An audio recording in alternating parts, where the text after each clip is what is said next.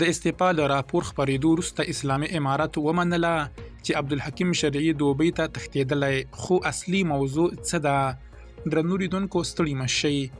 د اسلامي امارت د عدلیې وزارت ویاند د افغانستان انټرنیشنل د راپور خپرېدو وروسته اعلان وکړ چې د دغه وزارت وزیر عبدالحکیم شرعي د ملاحبت الله پر اجازه د درملنې لپاره دوبۍ ته تللی او ژر به خپلې دندې ته ستون شي.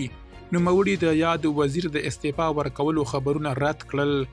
د اسلامي امارت د عدلیې وزارت ویاند برکت الله رسولي وایي چې عبدالحکیم شرعي د ملاحبت الله په اجازه دوبۍ ته د درملنې لپاره تللی. د اسلامي امارت ویاند د هغه خپور شوی غږیز نه دی رد کړی.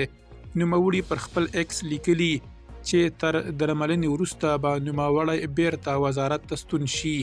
افغانستان انټرنیشنل د عبدالحکیم شرعي غږیز ترلاسه کړی چې نوموړی پکې وایي د لاسوهنو له امله یې څو ځله له دندې استعفا کړې ده.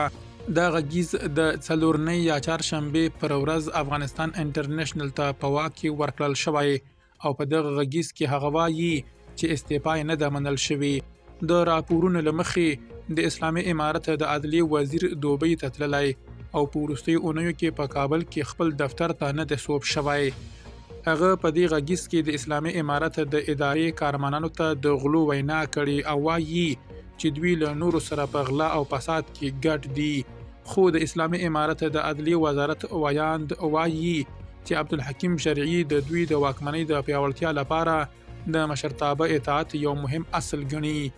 نوموړی د عدلیې وزیر استعفا پر داسې مهال ردوي چې له دې وړاندې ذبیح الله مجاهد هم له رسنیو سره په خبرو کې ویلي وو چې د کورنیو چارو وزیر سراج الدین حقانی له بهرنیو یونو څخه وروسته افغانستان ته ستون شوی، خو وروسته څرګنده شوه چې هغه لا هم په بهر کې دی. درنو لیدونکو له مالتیا مو مننه.